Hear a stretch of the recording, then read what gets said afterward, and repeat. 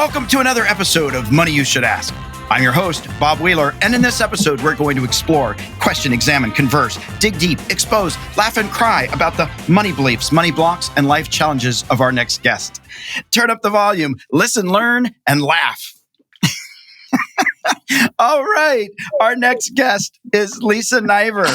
She is an award-winning travel expert who has explored 101 countries and 6 continents.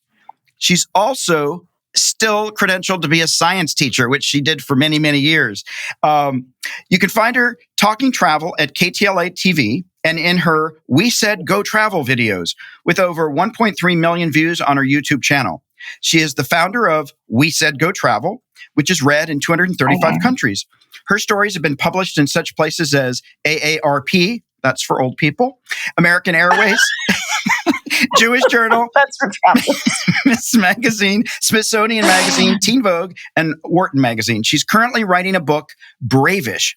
It's all about perspective, 50 adventures before 50, about her most recent travels and challenges. When she's not scuba diving or in her art studio making ceramics, she's helping people find their next dream travel.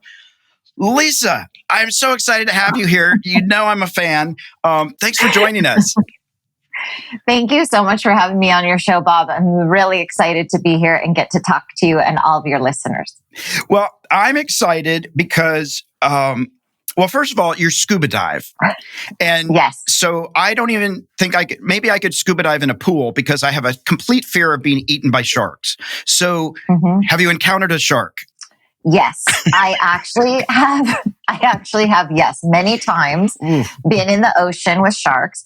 And I'd say one of the most, I don't know what the adjective is. I don't know that it's impressive, but the thing that people go, you did what? Is I went scuba diving with bull sharks, which are supposed to be the most dangerous sharks. But I was actually with the pregnant bull sharks. The female sharks aren't the same level of danger. And they're busy being pregnant. So I went in Mexico and I took a class called Shark School. And we would learn in class for a few hours about predator behavior. And then we would go scuba diving. And there was one dive where I actually did get a little freaked out, which is very unusual for me, but I got separated from my group and 2 sharks were coming right at me. And I was like, oh my goodness. But mostly, I mean, I've been diving for decades and I love it. And honestly, sharks are not that interested in you. Yeah. I'll try to tell myself. You don't actually taste good. You don't taste good. I'm not that good. So they're going to bite my leg and then move on. Scary. So when you were a kid, did you always want to scuba dive? Did you always want to travel? What did 5-year-old Lisa want to do when she grew up? Well, what happened is 5-year-old Lisa pretty much wanted to sit in the corner and read. I was super into reading. But teenager Lisa went on a cruise and my parents took us to the Mediterranean. And one of the most incredible things was we went to Athens and I saw the Parthenon. We went to Israel. I saw the Western Wall. And it was basically my history books came to life. And in school, I always found the history books pretty boring, to be honest. And I was like, why do I have to learn this? And then we were in Turkey, in Kusadasi, and I walked through what they claim may be one of the very first libraries at Ephesus. I was like, this is amazing. And I just got the travel bug. I was like, what else can I learn? Where else can I go?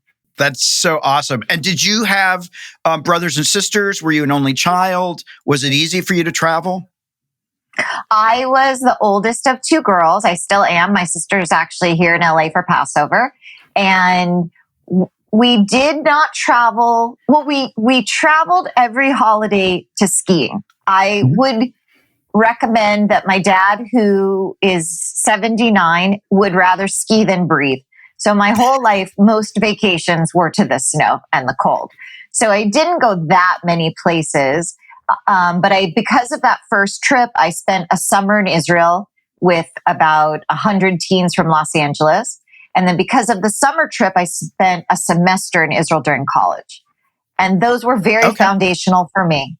That is so cool. And did your parents, when you were younger, did they talk to you about money? Did they talk to you about like doing what you wanted to do. Like how was that growing up in terms of money and life? You know, it's interesting. My parents moved to California, to Los Angeles from the East Coast, and they bought a house in 1971 they still live in.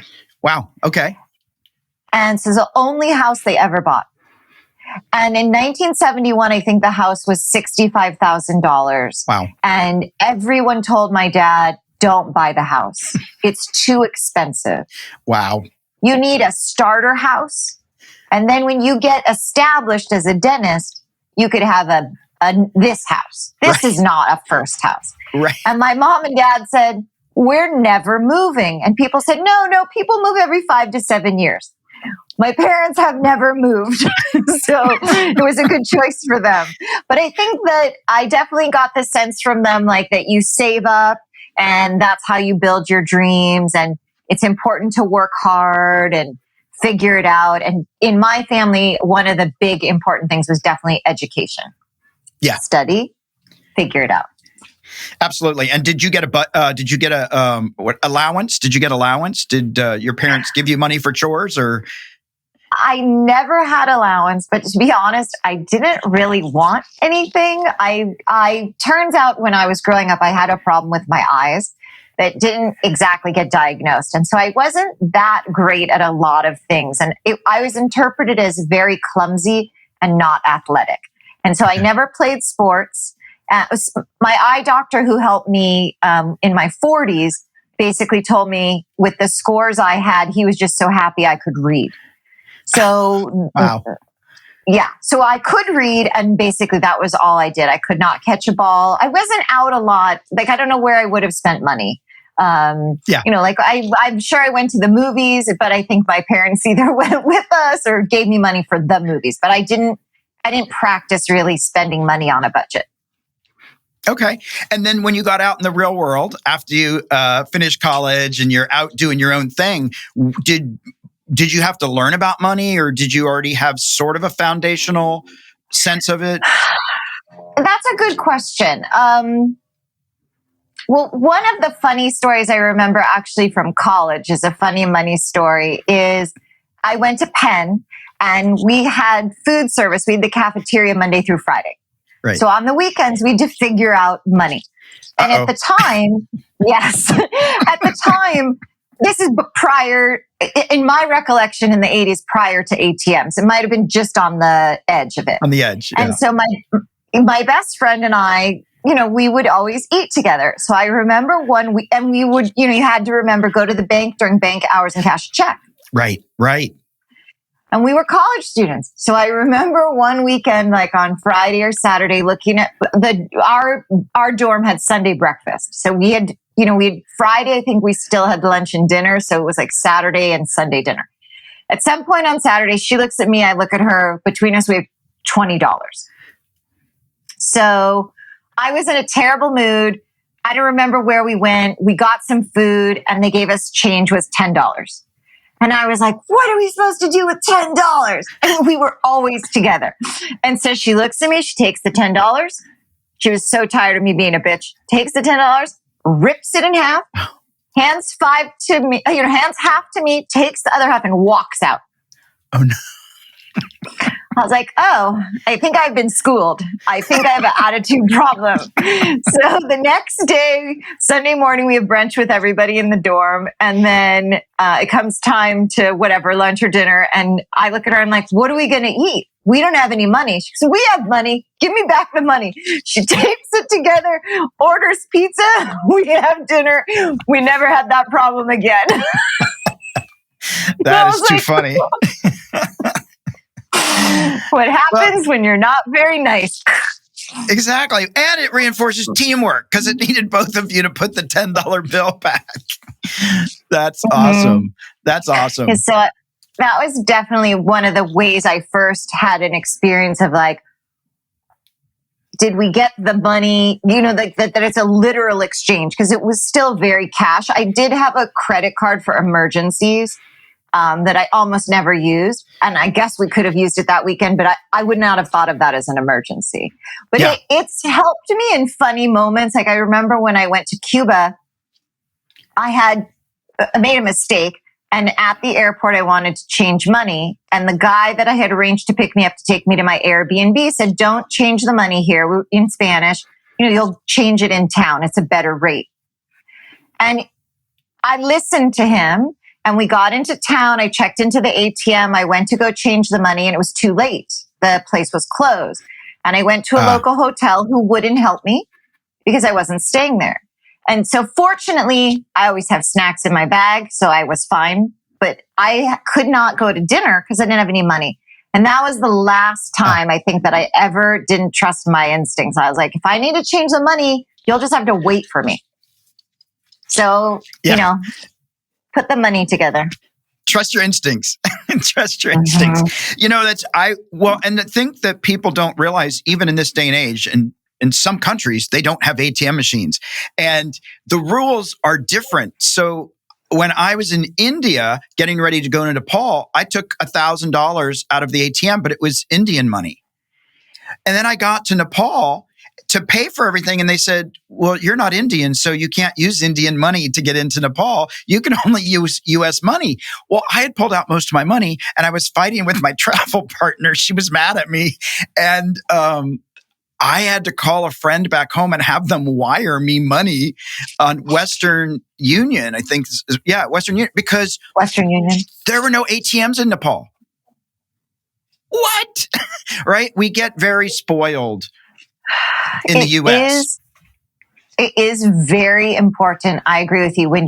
I actually heard a story of someone, I think it was the same border, that literally had to recross back and change the money and come back. They weren't traveling with a smart partner who did, but it can be very challenging to make sure, when you're thinking about whose money or where was the place? Is it in Cambodia? I think it was in Cambodia. I went to the ATM and US dollars came out and I was like, this is so strange. Yeah. So there's certain places, Ecuador also, sometimes you can use dollars. So it's like, you're like, how is this happening?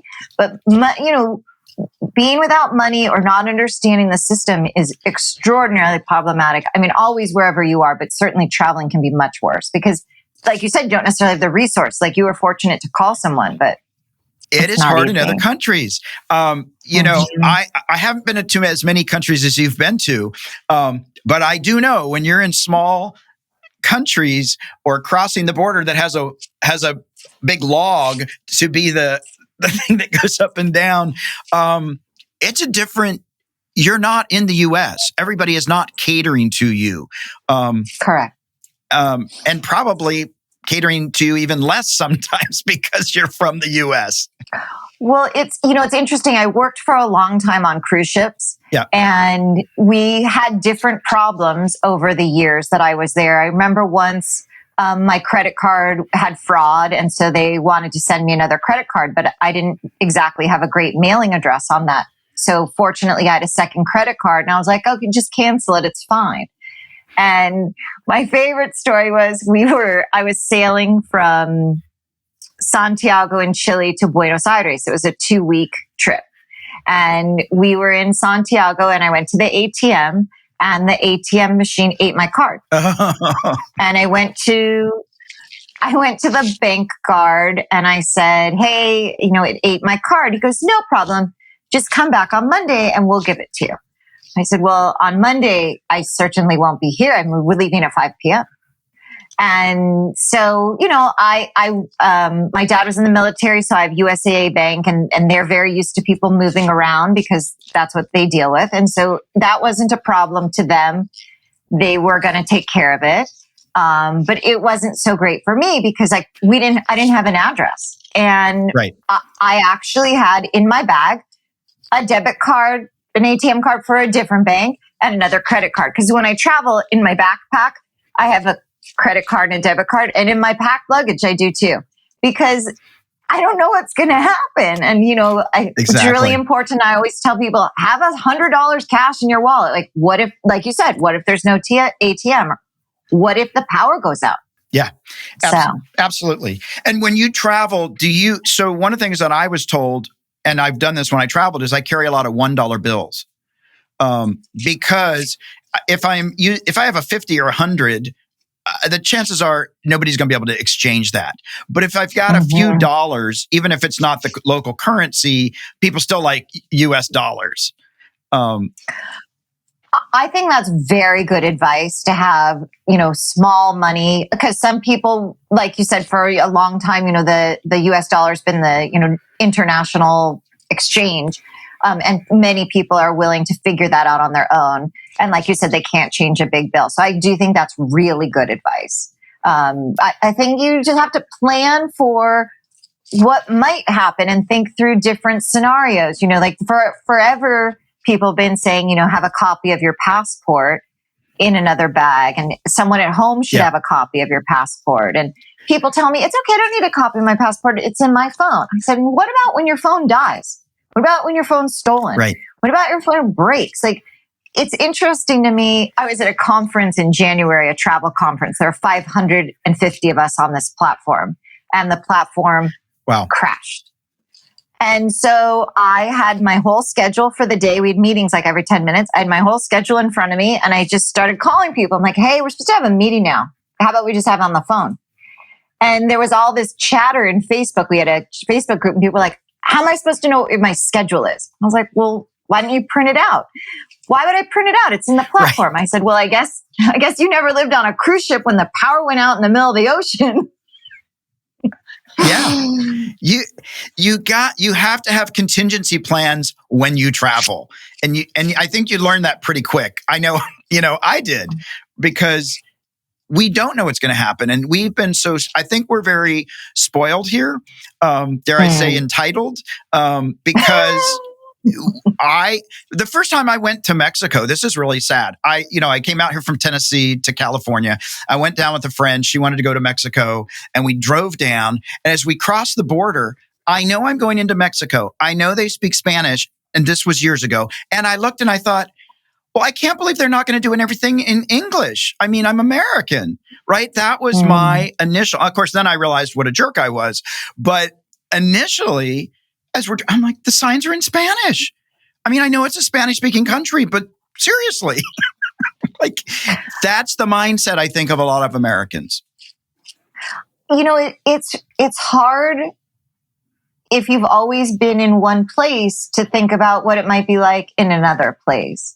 When I was studying in Israel for spring break, I went to visit a friend in Italy, and my other friends went to different countries. And when we came back, one of the women was talking about how she got lost running.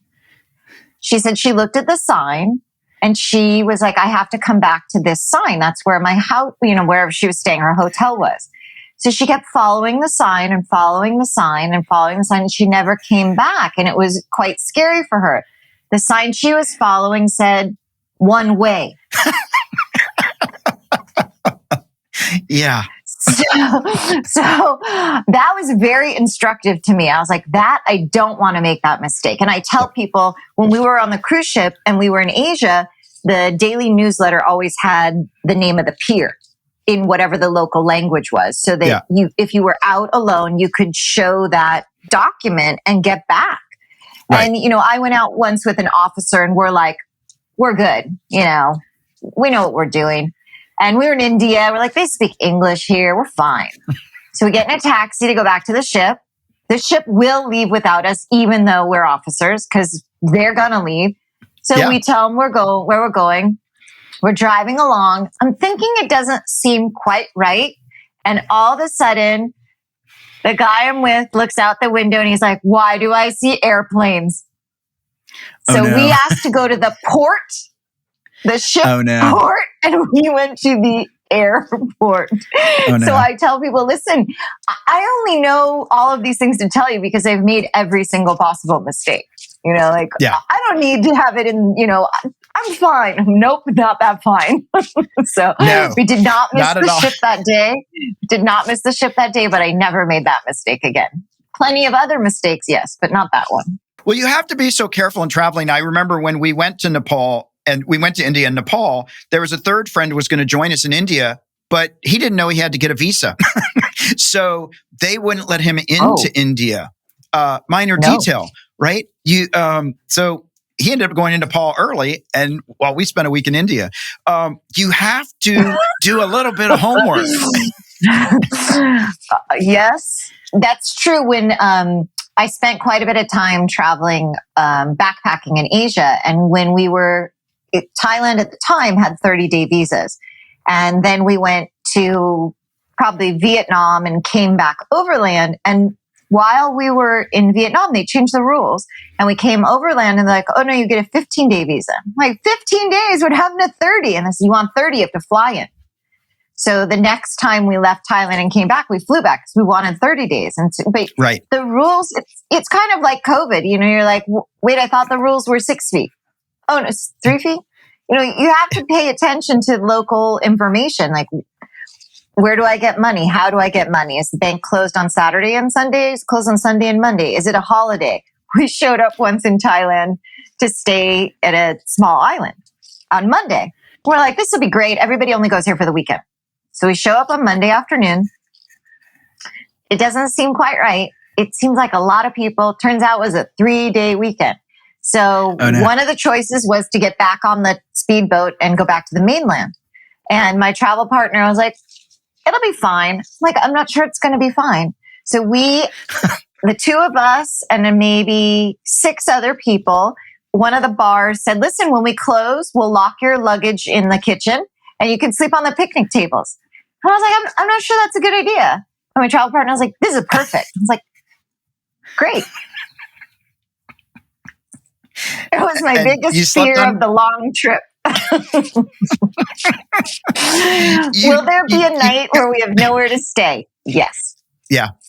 And that can be definitely scary. I mean, and you have to know the rules. I remember traveling to Zanzibar, the island from Tanzania mainland, and Zanzibar is part of Tanzania, but you have to have a passport to get into Zanzibar. So half the people on the ship arrived to Zanzibar only to have to turn around and take the ship back to the mainland because they didn't bring a passport. Like, you gotta know the rules. When I worked for Princess Cruises in the kids program, we used to show the Muppet Treasure Island. Uh-huh. Yes. And they were always talking about going to visit the Zanzibarians. So I have not yet been to Zanzibar. That's definitely on my list. So was it amazing? It was amazing. It's really cool. There's some amazing history. There's some sad history there, but it's a fascinating place. Fascinating place. I think my takeaway was there was a Saudi. The story was there was an Arabian princess. Her husband was her brother was the sultan, and she had an appetite for young island men. But after a night of fun, that would be their last day. She would have them killed because she didn't want anybody talking about their fun night. So she had so if the princess wanted to hang out with you for the night, that wasn't a good thing.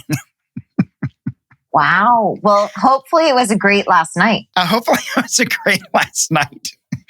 Go out with a bang. Something like that. That was rough. That was a tough metaphor. Okay, tough metaphor. On. Next. So let me ask you this. So to our listeners, back to the money. To our listeners out there that are on a budget, should they go travel? We said go travel. After COVID, I'm on a budget. I've got things going on. Should I still put aside some money and take a trip somewhere different than where I am? Why is traveling so important? Well, for me, traveling is definitely a form of education. Mm-hmm. I've met amazing friends. I've gained perspective. It's really, travel has changed my life. And, you think that you're going to see how other people live, but I find that I learn the most about myself. Yeah. And I definitely think that people should go traveling. I believe after COVID that many people will want to travel first, maybe a little bit locally, maybe explore some domestic places they haven't thought were the top of their list. I know some of the islands, like I've had amazing experiences in Vanuatu and the Solomon Islands and as Fiji, and I don't believe they're going to be open this year in 2021. I don't think they're going to be ready for visitors until 2022. So that'll also impact people's choices. I know Cabo and the one and only Palmilla are definitely open. And I read in Forbes that they're recently one of the first verified destinations. So places are opening or open. Yeah. But it's more about how comfortable you feel. And certainly with many, many people being vaccinated now, that will shift who feels comfortable. But I think there's going to be a lot of paying attention. Like, does the cruise line require you to be vaccinated? Do you have the right paperwork? Do you feel comfortable? And do you have enough money? What's your plan? If you get sick somewhere else, what are you going to do? Yeah. I think that's so important. And even if you can't travel overseas, traveling to a different region of the U.S. is amazing. We're not all exactly the same. It's a little different in Minnesota than it is in Texas, which is different than South Dakota. There are so many amazing places, even in the U.S., that you can learn different cultures and different history other than your own. Absolutely. I was in Ogden in Utah. I went skiing there and I saw the place where's the last spike for the train where the Eastern train met the Western train in the United States. And I loved being there. And that actually the train going across the United States is the reason that we have time zones, or official time zones, 4 official time zones. Oh, so you got to tell us a little more about this. I'm curious. So I love this story because there were some large number of time zones in the United States. I don't think it was 100, but there was no official national time zones. And what happened was the train went on one track, and the engineers needed to be able to say, like, what's happening with the train? When are we arriving? What's going on? And in order to keep everybody safe, they had to say, like, this is the actual time in our area. And so it was in Congress. They passed and I forget the exact name of if it was a bill, but there was like essentially a national time standardization.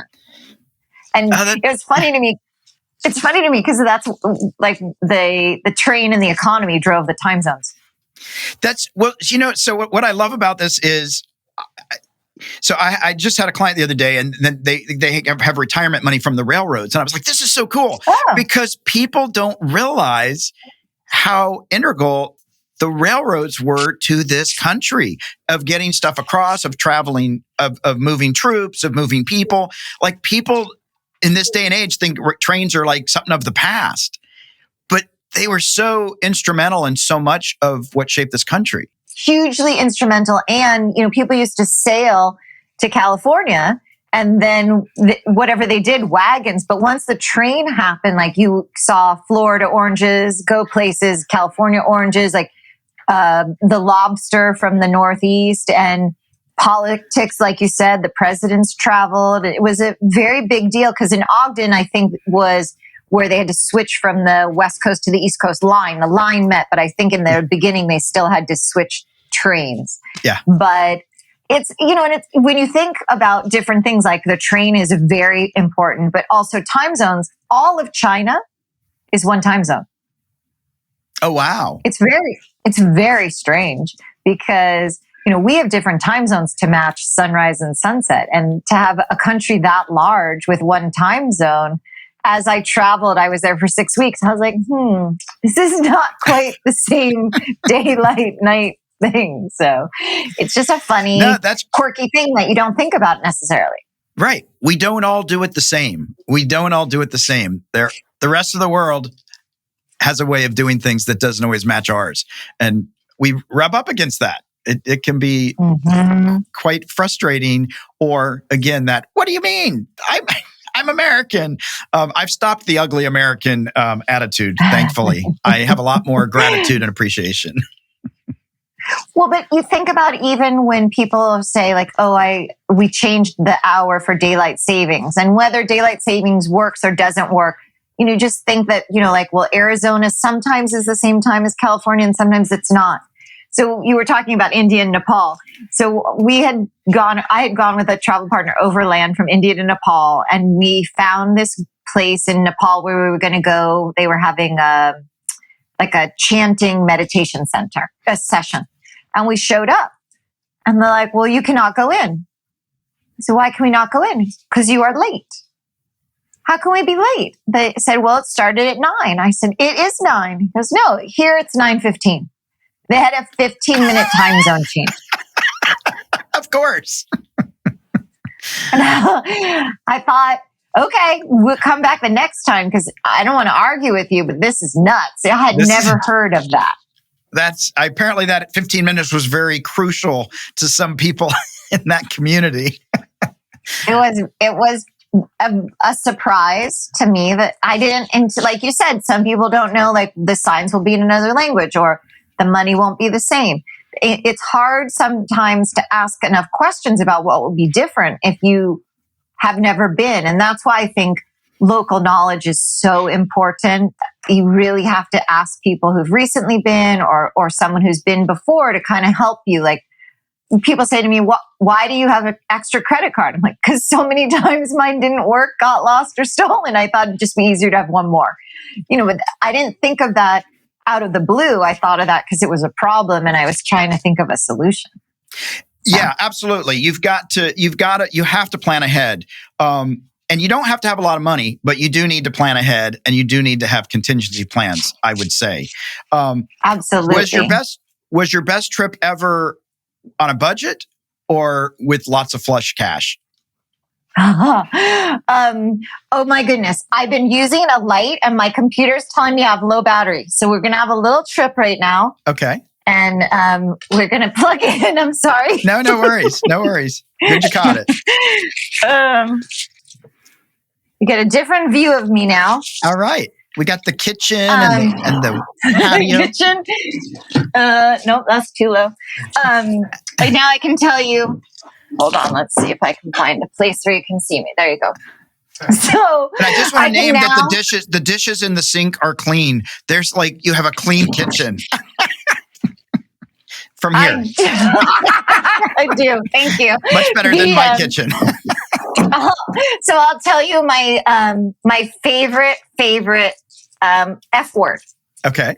So when you're traveling or where you're on camera and you need power, you have to use the F word, which of course is flexible.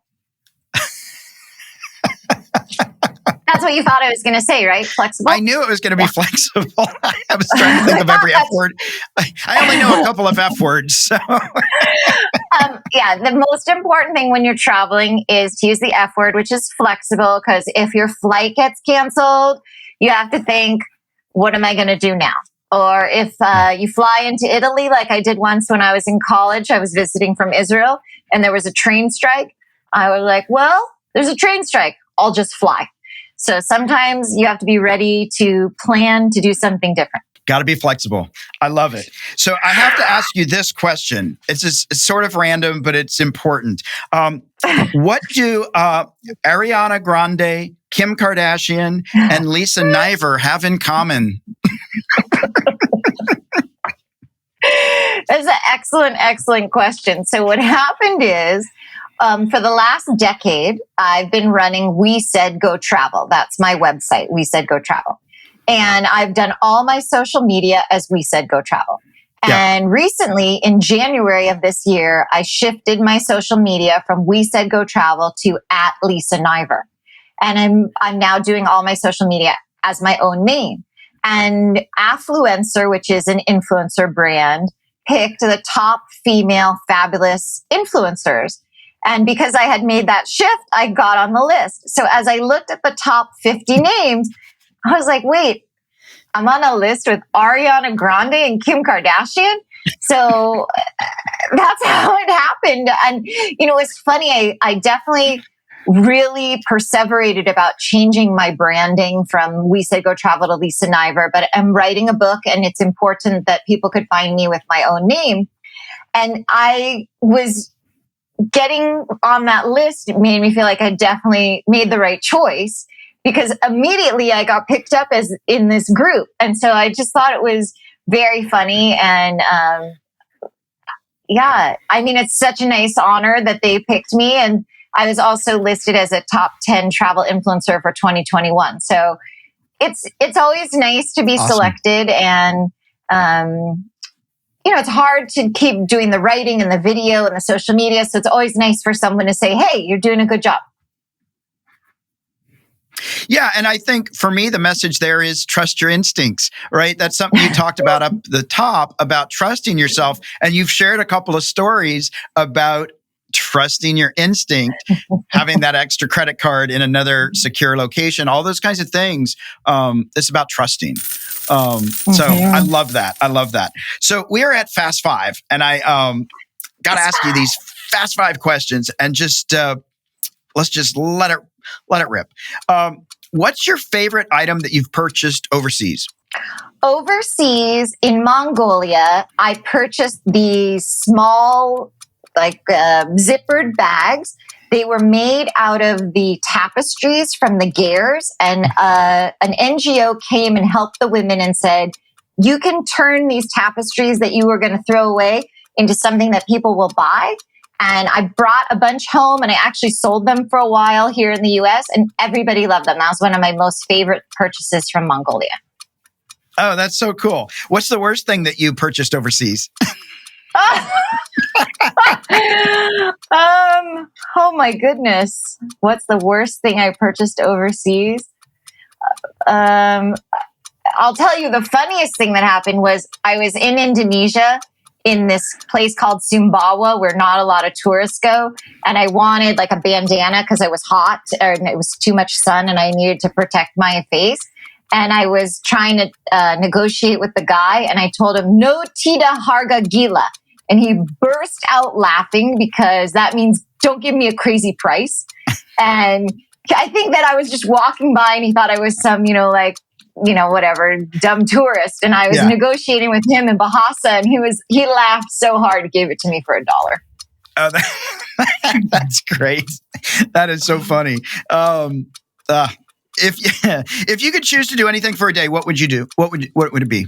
Oh my God, after being home for COVID for more than a year, if I could do anything, I would be underwater scuba diving. Absolutely. Oh, cool. With sharks. All right. Sharks, octopus, squid. Honestly, I've been diving a few times in the aquarium. Just put me in the water. Oh, wow. That's cool. What's the longest you've gone without sleep, and why? Oh. Not very long. I need sleep. Yeah. I mean, I sleep every night. In college, they used to make fun of me because as people were coming into the library to start their all-nighter, I was leaving. They're like, Lisa, where are you going? I'm like, I was done studying yesterday. With no sleep, I'm not very nice. I just wondered if on any of those trips, I know I've had a couple of all-nighters where the plane didn't show up, and then I'm on a train, and then I'm waiting for the bus. You know what? I definitely, when that happens, I kind of catnap, and put me on a moving vehicle. I am asleep. Bus, train, plane, taxi. I don't sleep while I'm driving the car. Yeah, that's good. But when you're the passenger, you can sleep. See, I can do that too. So that's awesome to be able to sleep, because a lot of people can't. Are you a clean or messy person? I think I actually already know this answer. I think I'm fairly organized. I think so. Based on the kitchen, I think you win. So. I think you win. I can't believe I had to move. I was like, what's happening? I got the little red thing, your computer is about to die. But I guess that's one of the things I do try to think through, having worked on the cruise ship and, being involved in drills. I'm very concerned about safety, and do I have all of my cables, because when you're traveling, I mean, literally when I was on the 11-month trip traveling, backpacking, every single electronic device I had at some point, I broke or it died. So I'm always thinking, do I have a backup of that? If there's no outlet, what will I do? If there's no Wi-Fi, what will I do? If I have no money, what will I do?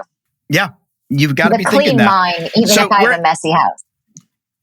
That's right. Well, it doesn't look messy. You looked good in the moment. You were flexible. You moved, and you had a beautiful kitchen backdrop.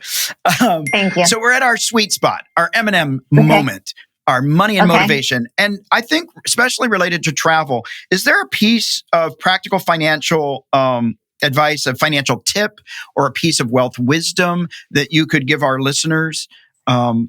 So somebody out there that wants to travel or has never traveled. Yes.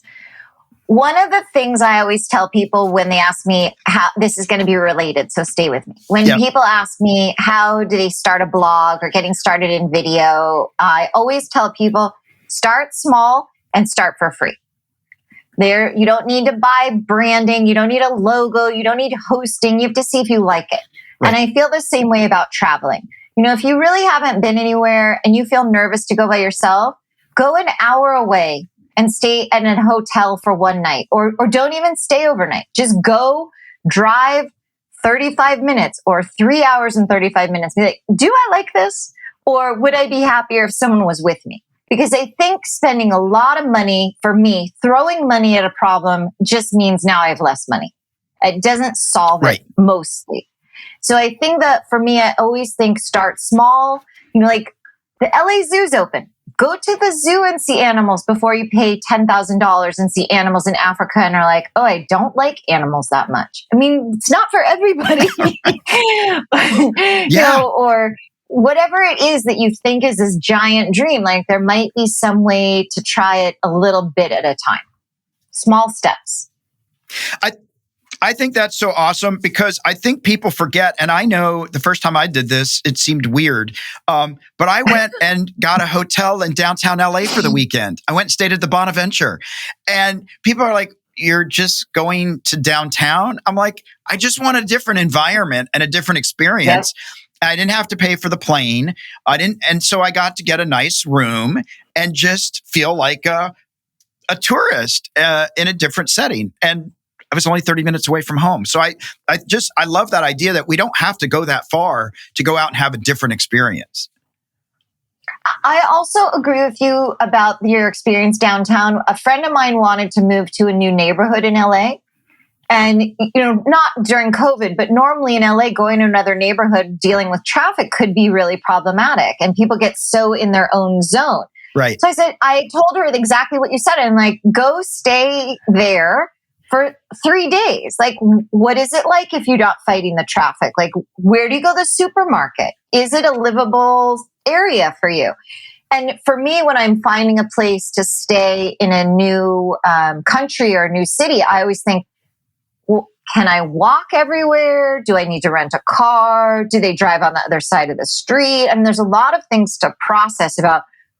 Can you walk to dinner? Are you taking public transportation? Does public transportation close at 9? Does it close at midnight? Is it 24 hours? And there's a lot of questions that come up. Yeah, I think that's so important. And I think, my big takeaway from all that we've talked about today is being flexible. Right? You've got to be flexible. It's also important to do a little bit of homework, do a little research and a little bit of pre-planning and prepare for contingencies.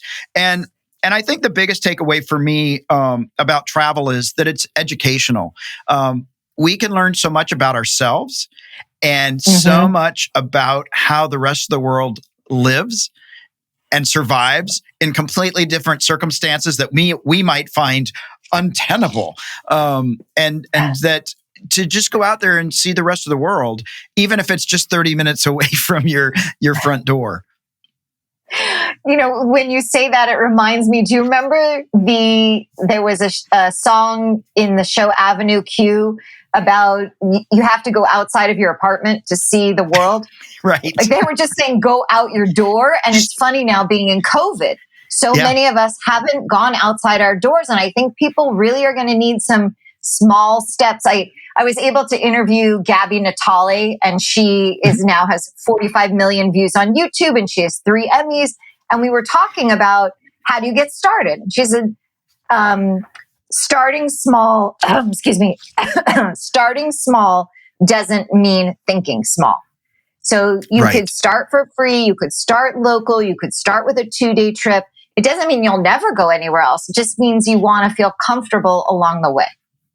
I think that's so important. I was nauseous the first time I flew to Greece and exchanging money because I'd never done any of that. And my belief was only rich people can travel. And so I kept myself for many years traveling because I had a belief that said it's not possible for me. And it is possible for anybody. Get a passport and take that next step. Take that next step. Oh my gosh. Where can people find you online and social media? So on social media, you can find me at Lisa Niver, and Niver rhymes with diver, and that's how it's spelled, Niver. I'm on all the social platforms. I have a website, lisaniver.com, and I mainly post my new articles on We Said Go Travel. So that's where I've been posting for the last decade. And I also, like you said, on YouTube, I have a channel, We Said Go Travel, that has 1.3 million views of all my travel videos. And I think that's a great resource to go in and hear about travel, learn about places you want to go, and just hear about experiences, because it's great to be prepared. I always study videos and things when I travel. I read books and all that stuff so I can sort of prepare myself. So I really encourage people to go check out Lisa's YouTube channel at We Said Go Travel. We Said Go Travel. Do it. So I want to say to our listeners out there, please don't forget to share the love, like, follow, and share on Facebook, Twitter, and Instagram. Search for Money You Should Ask, all one word. Subscribe to this podcast on your favorite podcast player, or visit Apple Podcasts and search for Money You Should Ask, or click on the link in the description. If you're watching this episode on YouTube, don't forget to like, comment, and subscribe. For more tips, tools, or how to learn how to have a healthy relationship with money, visit themoneynerve.com. That's nerve, not nerd. Lisa Niver, it has been so wonderful having you. I've been wanting to have you on for a long time, and I can't wait to hear about your next adventure. Oh, thank you so much. It's been really great during COVID to have this time to work on my book and be able to catch up with friends and be in one place. And, I've really been grateful to, be reconnected and have my family be healthy and safe. So thank you so much for having me on your show. It's so awesome. Yes, it was great. And we will push and let people know about your book once it's published and out. So thank you. Thank you.